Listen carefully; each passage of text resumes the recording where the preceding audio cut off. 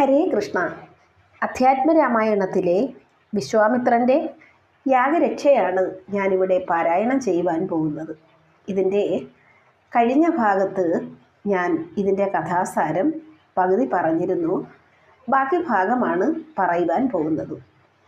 വസിഷ്ഠൻ പറഞ്ഞു, ദുഃഖിക്കേണ്ട, ദേവന്മാർ പോലും ധരിക്കാത്ത രഹസ്യമായൊരു കാര്യം പറയാൻ രാജാവേ. രാമൻ വെറും മനുഷ്യനല്ല. ബ്രഹ്മാവ് പ്രാർത്ഥിച്ചതിൻ്റെ ഫലമായി മഹാവിഷ്ണു ഭൂഭാരം കളവാൻ സാക്ഷാൽ വൈകുണ്ഠനായ നാരായണൻ കൗസല്യയുടെ വയറ്റിൽ അവതരിച്ചതാണ്. അങ്ങയുടെ പൂർവ്വജന്മം ഞാൻ പറയാം. മുൻപ് ബ്രഹ്മപുത്രനായ കശ്യപപതിയാണ് അങ്ങ്, കൗസല്യ അതിഥിയും. അവർ രണ്ടുപേരും സന്തതി ഉണ്ടാകുന്നതിന് അനേകം വത്സരം ഉഗ്രമായി തപസ് ചെയ്തു. പ്രസന്നനായ ഭക്തവത്സരൻ ഭഗവാൻ പ്രത്യക്ഷപ്പെട്ടു. എന്താണ് വരം വേണ്ടത് ചോദിക്കൂ എന്ന് പറഞ്ഞു. അങ്ങ് എൻ്റെ പുത്രനായി പിറക്കണമെന്ന് കശ്യപൻ അപേക്ഷിക്കുകയും ചെയ്തു. അതിനാൽ ഭഗവാൻ പുത്രനായി ജനിച്ചതാണെന്ന് അറിയുക. അനന്തൻ തന്നെയാണ് ലക്ഷ്മണൻ. ഭരതശത്രുഘ്നന്മാർ ശംഖചക്രങ്ങളാണ്. യോഗമായാദേവി സീതയായി മിഥിലയിൽ യാഗ അവസരത്തിൽ അയോനിജയായി പിറന്നു. അവർ ഒന്നിച്ചു ചേരേണ്ടതിനായിട്ടാണ് വിശ്വാമിത്രൻ ഇവിടെ വന്നിരിക്കുന്നത്.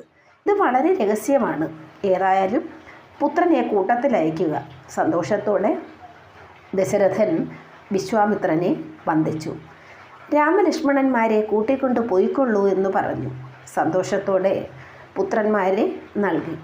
രാമ, ലക്ഷ്മണ, അടുത്തു വരൂ എന്ന് പറഞ്ഞു മാറോട് ചേർത്തു ശിരസിൽ ചുംബിച്ചു.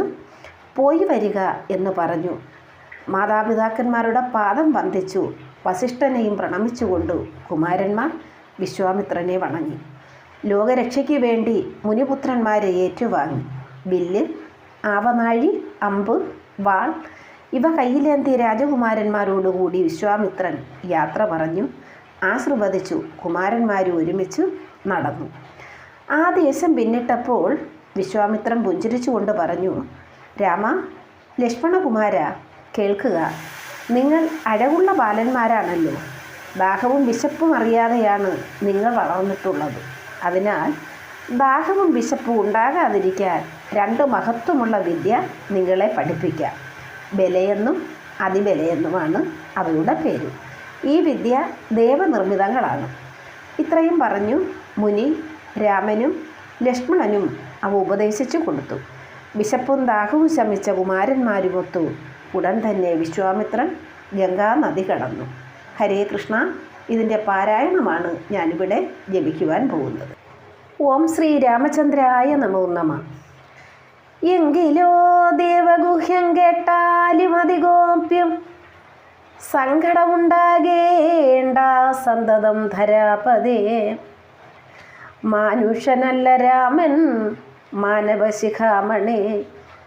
മനമില്ലാതെ പരമാത്മാവ് സദാനന്ദൻ പത്മസംഭവൻ മുന്നോ പ്രാർത്ഥിക്ക മൂലമായി പത്മലോചനൻ ഭൂമിഭാരത്തെ കളവാനായി നിന്നുടെ തനയനായി കൗസല്യാദേവി തന്നിൽ വന്നവതരിച്ചിതു വൈകുണ്ഠൻ നാരായണൻ. നിന്നുടെ പൂർവജന്മം ചൊല്ലുവൻ ദശരഥ.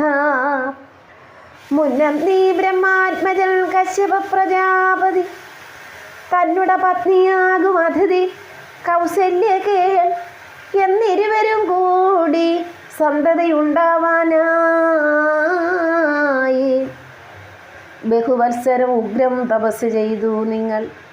മുഹുരാത്മനി വിഷ്ണുപൂജാധ്യാനാദിയോടു ഭക്തവത്സലൻ ദേവൻ ഭരതൻ ഭഗവാനും പ്രത്യക്ഷീഭവിച്ചു.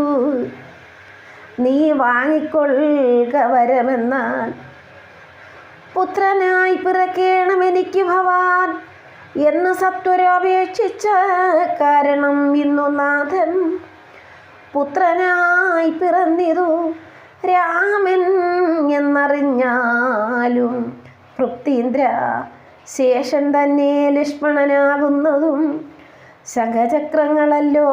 ഭരതശത്രുഘ്നന്മാർ ശംഖ കൈവിട്ടു കേട്ടുകൊണ്ടാലും ഇനിയും നീ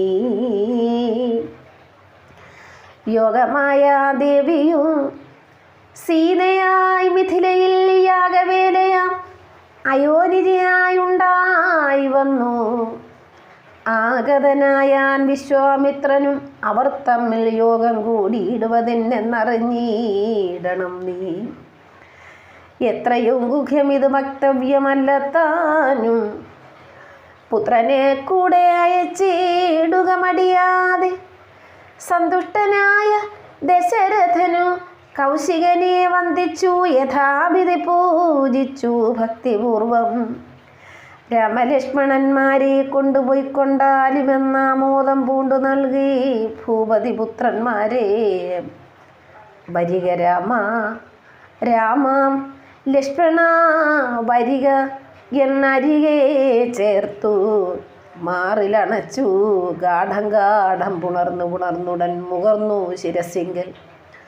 ഗുണങ്ങൾ വരുവാനായി പോവിനെന്നുര ചെയ്താൻ ജനക ജനനിമാർ ചരണാംബുജം കൂപ്പി. മുനിനായകൻ ഗുരുപാദവും വന്ദിച്ചുടൻ വിശ്വാമിത്രനെ ചെന്നു വന്ദിച്ചു കുമാരന്മാർ. വിശ്വരക്ഷാർത്ഥം പരിഗ്രഹിച്ചു മുനീന്ദ്രനും. ചാപത്തൂണീരബാണഗഡ്ഗപാണികളായ ഭൂപതി കുമാരന്മാരോടും കൗശികമുനി യാത്രയും അയപ്പിച്ചാശീർവാദങ്ങളും ചൊല്ലി തീർത്ഥപാദന്മാരോടും നടന്നു വിശ്വാമിത്രൻ. മന്ദം പോയി ചില ദേശം കടന്നോരനന്തരം മന്ദഹാസവും ചെയ്തിട്ടരുളി ചെയ്തു മുനി. രാമ രാഘവ രാമലക്ഷ്മണകുമാരാകേ, കോമളന്മാരായുള്ള ബാലന്മാരല്ലോ നിങ്ങൾ. ദാഹമെന്തെന്നും വിശപ്പെന്തെന്നും അറിയാതെ ദേഹങ്ങളല്ലോ മുന്നം നിങ്ങൾക്കെന്നതുമൂലം. ദാഹവും വിശപ്പും ഉണ്ടാകാതെ ഇരിപ്പാനായി മാഹാത്മ്യമേറുന്ന ഒരു വിദ്യകൾ ഇവ രണ്ടും. ബലവാന്മാരെ നിങ്ങൾ പഠിച്ചു ജപിച്ചാലും ബലയും പുനരതിബലയും മടിയാതെ. ദേവനിർമ്മിതകൾ ഈ വിദ്യകളെന്നു രാമദേവനും അനുജനും ഉപദേശിച്ചു മുനി. ഷുഡ്പിമാസാദികളും തീർന്നു ബാലന്മാരുമായി അപ്പോഴേ ഗംഗ കടന്നിടിനാൻ വിശ്വാമിത്രൻ. തടകാവനം പ്രാപിച്ചിടിനോരനന്തരം ഗൂഢസ്മേരവും പൂണ്ടു പറഞ്ഞു വിശ്വാമിത്രൻ. ഹരേ കൃഷ്ണ. ബാക്കി അടുത്ത ഭാഗത്ത്.